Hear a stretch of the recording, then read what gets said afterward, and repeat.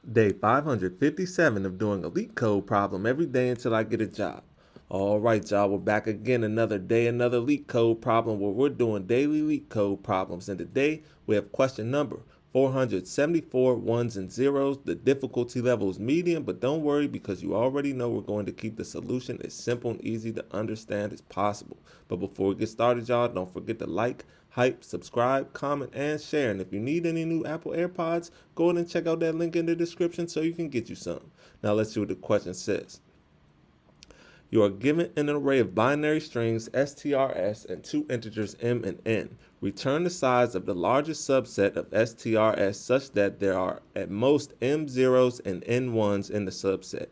A set x is a subset of set y if all elements of x are also elements of y. All right, y'all, so that sounds pretty simple, but let's take a look at these examples anyway, just to make sure that we are doing this problem correctly. So in example 1, we have our input strs equals an array of strings, first string being 10, second string being 0, 0, 0, 1, then the next string being 1, 1, 1, 0, 0, 1, and next string being 1, and then the next string being 0. M is equal to 5 and n is equal to 3.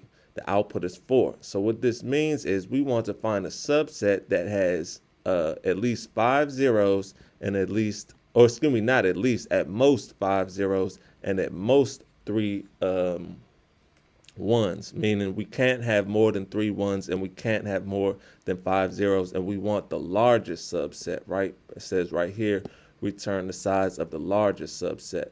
So let's take a look at the explanations to see what they mean like that. By that, it says the largest subset is with at the largest subset with at most 5 zeros and 3 ones is 10, 0, 0, or excuse me, the first element being 10, second element being 0, 0, 0, 1, then the next element being 1, and the last element being 0, so the answer is 4.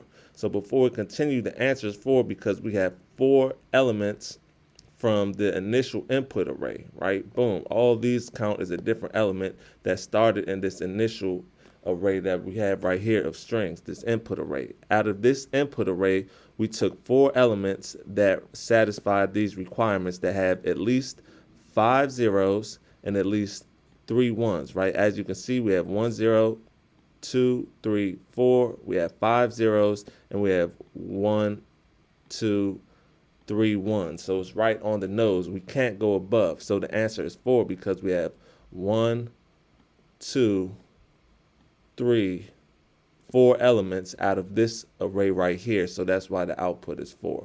Boom. It says other valid but smaller subsets would include this subset of 0, 0, 0, 1, and 1. So as you can see, this subset right here has less than 5 zeros and less than 3 ends. Less than 3 ones, which is what we want because we can have at most m zeros and n ones, not at least. So at most, meaning we can't go over 5 zeros and we can't go over 3 ones. In this case, it has 3 zeros, which is less than 5, and it has 2 ones, which is less than 3. So that's valid. And also with this one, we have 1, 2 ones, and 2 zeros, and 2 is less than 5 and 2 is also less than 3, so this works as well. However, these right here are smaller subsets. We want the largest one, right? It says return the largest subset. So this subset only would have 3.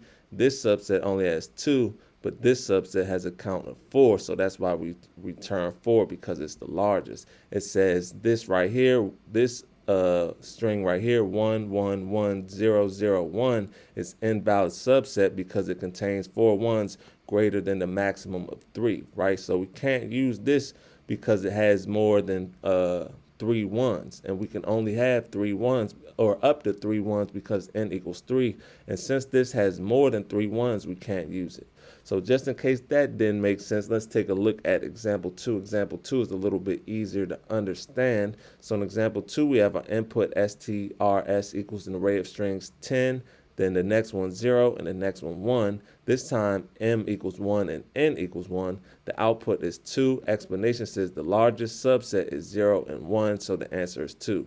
So once again, we have 2 elements from this array, or from this whole array right here. We only are worried about or only use these two elements in our subset right here. And since there's only two elements, that's where this 2 comes from, because it had two elements. So now that we understand the question, let's get into the fun part, the actual solution. Solution is not that difficult. We're going to be using some dynamic programming, so I hope you're excited about that. Now, first thing we're going to do is we're going to create a 2D dynamic programming array, which will represent the maximum number of strings that can be formed using at most I zeros and at most J ones. So we're going to say declare a variable called DP. We're going to set that equal to an array. Open up the parentheses. We're going to say repeating colon is going to be repeating another array. And we're going to do the same thing. Open up the parentheses. We're going to say repeating.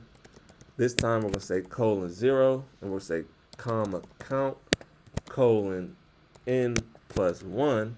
Come outside those parentheses. We're going to say comma count m plus 1. Boom. Then we need to iterate through each binary string in the input list. So we're going to come underneath this. Sorry, y'all. Let me get rid of these right here. Come underneath this. We're going to say for word in strs. We're going to open up the brackets, and we're going to we need to keep count. So we're going to declare a variable called count1. Set that equal to 0.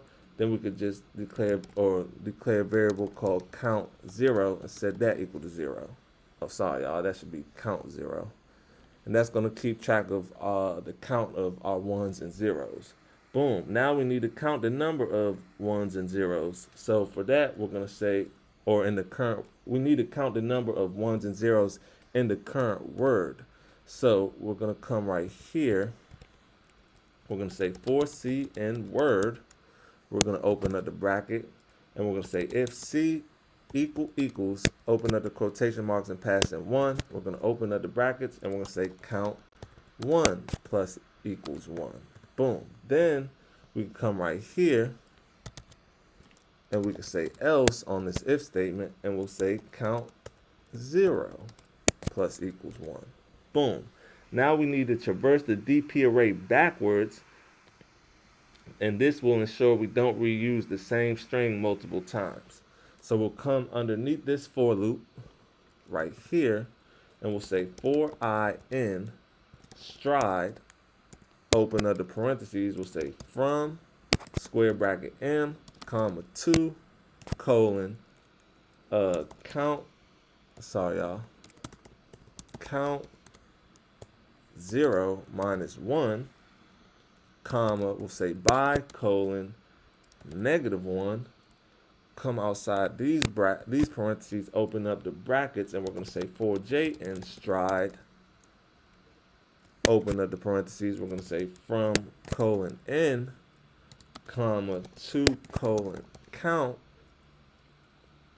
1 minus 1, comma, then we're going to say by colon -1 again. Then we're going to come outside of that. We're going to open up the brackets, and we are going to choose the better option between not including the current word or including the current word. So we're going to say DP square bracket I, come outside of that, square bracket J.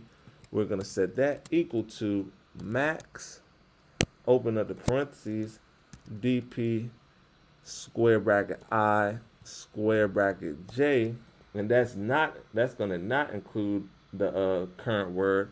Or we come right here, and we're going to say comma DP square bracket I minus count 0.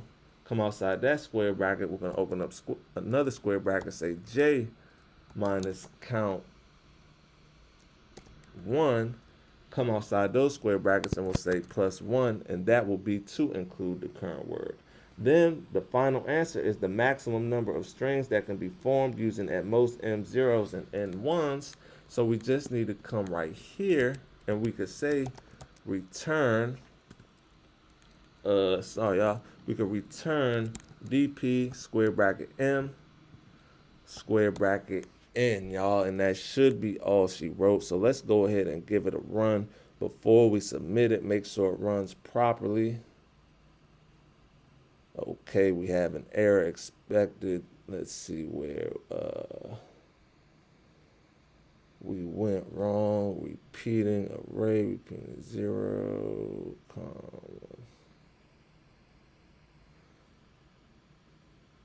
Let me see.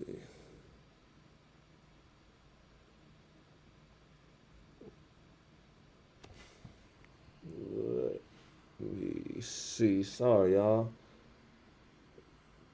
Missing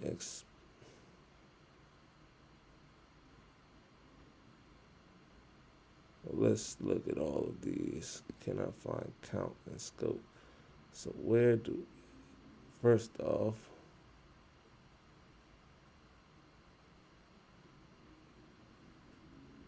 oh, this should be, oh no, that, oh no. Repeating count. Oh, right here. Should be a colon. Boom. Now let's run it. See if that does the trick. It's accepted, so let's go ahead and submit it. Make sure it's still accepted after we submit it. Let's see, and look at that, y'all. 111 milliseconds beats 100% of users. That's what I'm talking about. That's what I like to see, y'all. So with that being said, y'all, I hope y'all learned something today, and I hope to see y'all tomorrow for another day, another LeetCode problem. See y'all then.